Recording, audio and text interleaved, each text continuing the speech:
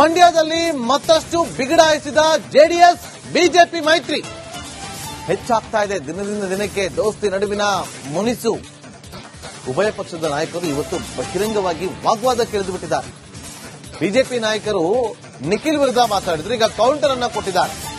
ನಾರಾಯಣಗೌಡ ಮತ್ತು ಪ್ರೀತಮ್ ಗೌಡಗೆ ಜೆಡಿಎಸ್ ಟಕ್ಕರ್ ಅನ್ನ ಕೊಟ್ಟಿದೆ. ಸೋಷಿಯಲ್ ಮೀಡಿಯಾದಲ್ಲಿ ಪೋಸ್ಟ್ ಅನ್ನು ಮಾಡಿ ಆಕ್ರೋಶವನ್ನ ಹೊರಹಾಕಿದೆ. ದಳ ಪಕ್ಷದ ಶಕ್ತಿ ಏನು, ನಮ್ಮ ಮಿತ್ರ ಪಕ್ಷ ಭಾರತೀಯ ಜನತಾ ಪಾರ್ಟಿಯ ಶಕ್ತಿ ಏನು ಅಂತಕ್ಕಂಥದ್ನು ಹಾದಿ ಬೀದಿಯಲ್ಲಿ ಚರ್ಚೆ ಮಾಡ್ತಕ್ಕಂಥ ವಿಚಾರ ಅಲ್ಲ ಸ್ವಾಮಿ. ಇದು ಕುಮಾರಣ್ಣನ ಮೇಲೆ ಗೂಬೆ ಕೂರಿಸ್ತಕ್ಕಂಥದ್ದಾಗ್ಲಿ ಎಲ್ಲ ಬೇಡ ಬಿಡಿ. ಯಾಕೆ ತಲೆ ಕೆಡಿಸ್ಕೊಂತೀರಿ? ಟೈಮ್ ಬರ್ತದೆ. ನಾನು ಯಾರು ಅಲ್ಲ ಸ್ವಾಮಿ, ಹೇಳ್ತಾ ಇದ್ದೀನಲ್ಲ, ಐ ಆಮ್ ನೋ ಬಡಿ. ನಾನು ಸಾಮಾನ್ಯ ಕಾರ್ಯಕರ್ತ. ಯಾರು ತಗೋತಾ ಇಲ್ಲಪ್ಪ ವಿಶ್ವಾಸಕ್ಕೆ ತಗೊಳ್ತಾ ಇಲ್ಲ ಅನ್ನೋದೇನಾರಿದ್ರೆ, ವಿಶ್ವಾಸದ ಕೊರತೆ ಏನಾದ್ರೂ ಎದ್ ಕಾಣ್ತಾ ಇದೆ ಅನ್ನೋದಾದ್ರೆ ನೀವು ಹಾದಿ ಬೀದಿಯಲ್ಲಿ ಯಾಕ್ರಿ ಚರ್ಚೆ ಮಾಡ್ತೀರಿ? ಚರ್ಚೆ ಮಾಡ್ತೀರಿ? ಗಟ್ಟಿಯಾಗಿ ಉಳ್ಕೋಬೇಕು ಈ ಅಲಯನ್ಸು, ಶಾಶ್ವತವಾಗಿ ಉಳ್ಕೋಬೇಕು. ಎರಡು ಪಕ್ಷದ ಕಾರ್ಯಕರ್ತರುಗಳ ಸಮ್ಮಿಲನ ಮತ್ತಷ್ಟು ಗಟ್ಟಿಯಾಗಬೇಕು ಅಂತಕ್ಕಂಥದ್ದು ನಿಮ್ಮಲ್ಲೇನಾರಿದ್ರೆ ಬನ್ನಿ, ಕೂತ್ಕೊಳ್ಳಿ. ಕುಮಾರಣ್ಣನ ಮನೆ ಬಾಗಿಲು ಯಾವಾಗಲೂ ಕೂಡ ನಿಮ್ಗೆ ತೆರೆದಿರ್ತದೆ. ಕೂತ್ ಚರ್ಚೆ ಮಾಡುವ. ನಿಮ್ಮಲ್ಲೇನಾದ್ರೂ ಸಮಸ್ಯೆಗಳು ಎತ್ ಕಾಣ್ತಾ ಇದೆ ಅಥವಾ ನಮ್ಮಲ್ಲೇನೋ ಲೋಪದೋಷಗಳಿದೆ ಅಂದ್ರೆ ಸರಿಪಡಿಸಿಕೊಳ್ಳುವ. ಇಲ್ಲ ಅಂತ ಹೇಳಿದವ್ರು ಯಾರು?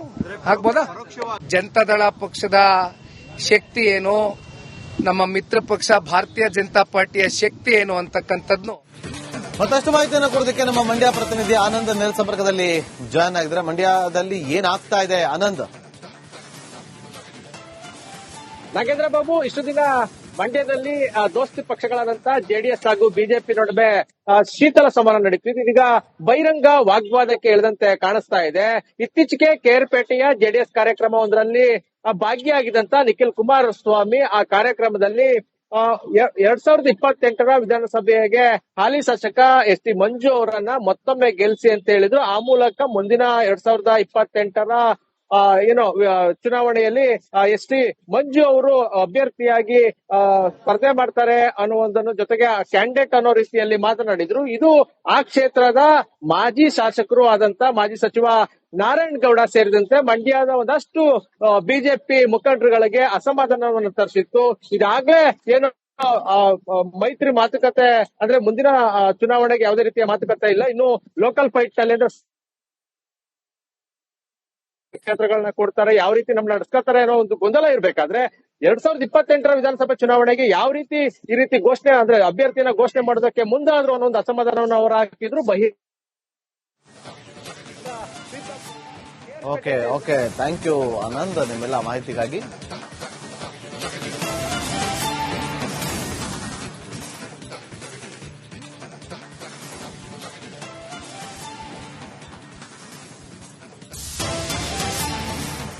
ಮಂಡ್ಯದಲ್ಲಿ ಮತ್ತಷ್ಟು ಬಿಗಡಾಯಿಸಿದ ಜೆಡಿಎಸ್ ಬಿಜೆಪಿ ಮೈತ್ರಿ ಹೆಚ್ಚಾಗ್ತಾ ಇದೆ. ದಿನದಿಂದ ದಿನಕ್ಕೆ ದೋಸ್ತಿ ನಡುವಿನ ಮುನಿಸು.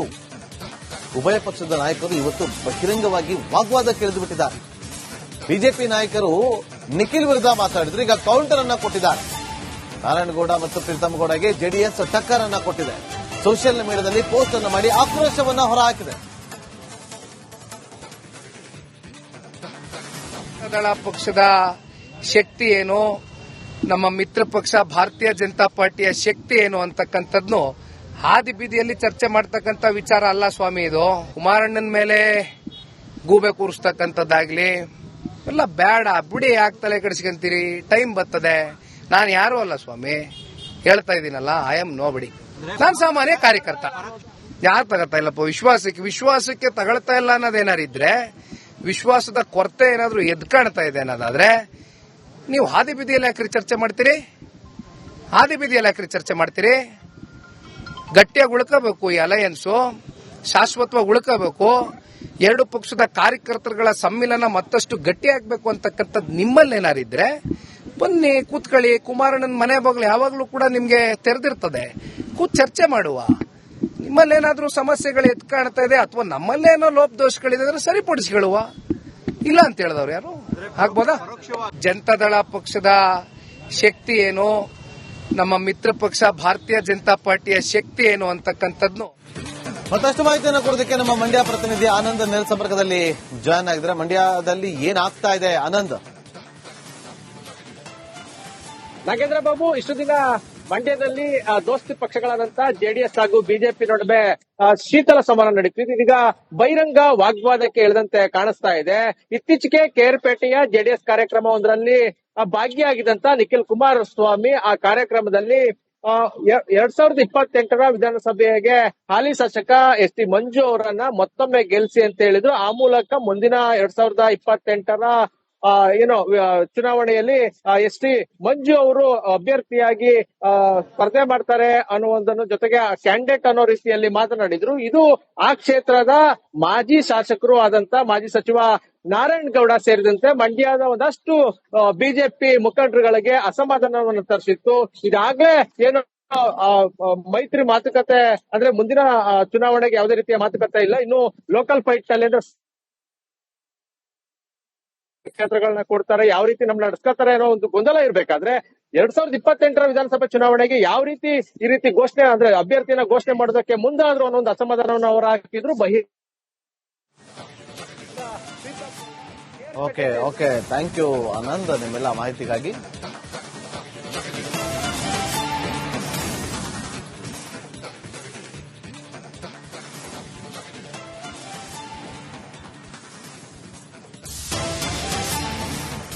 ಮಂಡ್ಯದಲ್ಲಿ ಮತ್ತಷ್ಟು ಬಿಗಡಾಯಿಸಿದ ಜೆಡಿಎಸ್ ಬಿಜೆಪಿ ಮೈತ್ರಿ ಹೆಚ್ಚಾಗ್ತಾ ಇದೆ. ದಿನದಿಂದ ದಿನಕ್ಕೆ ದೋಸ್ತಿ ನಡುವಿನ ಮುನಿಸು.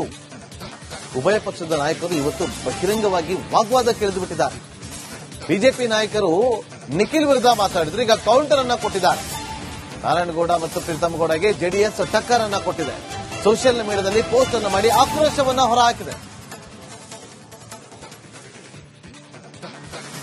ದಳ ಪಕ್ಷದ ಶಕ್ತಿ ಏನು, ನಮ್ಮ ಮಿತ್ರ ಪಕ್ಷ ಭಾರತೀಯ ಜನತಾ ಪಾರ್ಟಿಯ ಶಕ್ತಿ ಏನು ಅಂತಕ್ಕಂಥದ್ನು ಹಾದಿ ಬೀದಿಯಲ್ಲಿ ಚರ್ಚೆ ಮಾಡ್ತಕ್ಕಂಥ ವಿಚಾರ ಅಲ್ಲ ಸ್ವಾಮಿ. ಇದು ಕುಮಾರಣ್ಣನ ಮೇಲೆ ಗೂಬೆ ಕೂರಿಸ್ತಕ್ಕಂಥದ್ದಾಗ್ಲಿ ಎಲ್ಲ ಬೇಡ ಬಿಡಿ. ಯಾಕೆ ತಲೆ ಕೆಡಿಸ್ಕೊಂತೀರಿ? ಟೈಮ್ ಬರ್ತದೆ. ನಾನು ಯಾರು ಅಲ್ಲ ಸ್ವಾಮಿ, ಹೇಳ್ತಾ ಇದ್ದೀನಲ್ಲ, ಐ ಆಮ್ ನೋ ಬಡಿ. ನಾನು ಸಾಮಾನ್ಯ ಕಾರ್ಯಕರ್ತ. ಯಾರು ತಗೋತಾ ಇಲ್ಲಪ್ಪ ವಿಶ್ವಾಸಕ್ಕೆ ತಗೊಳ್ತಾ ಇಲ್ಲ ಅನ್ನೋದೇನಾರಿದ್ರೆ, ವಿಶ್ವಾಸದ ಕೊರತೆ ಏನಾದ್ರೂ ಎದ್ ಕಾಣ್ತಾ ಇದೆ ಅನ್ನೋದಾದ್ರೆ ನೀವು ಹಾದಿ ಬೀದಿಯಲ್ಲಿ ಯಾಕ್ರಿ ಚರ್ಚೆ ಮಾಡ್ತೀರಿ? ಗಟ್ಟಿಯಾಗಿ ಉಳ್ಕೋಬೇಕು. ಈ ಅಲಯನ್ಸು ಶಾಶ್ವತವಾಗಿ ಉಳ್ಕೋಬೇಕು.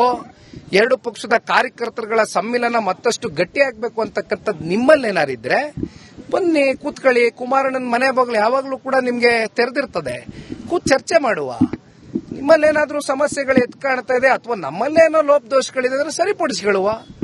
ಇಲ್ಲ ಅಂತ ಹೇಳಿದವ್ರು ಯಾರು ಆಗ್ಬೋದಾ? ಜನತಾದಳ ಪಕ್ಷದ ಶಕ್ತಿ ಏನು, ನಮ್ಮ ಮಿತ್ರ ಪಕ್ಷ ಭಾರತೀಯ ಜನತಾ ಪಾರ್ಟಿಯ ಶಕ್ತಿ ಏನು ಅಂತ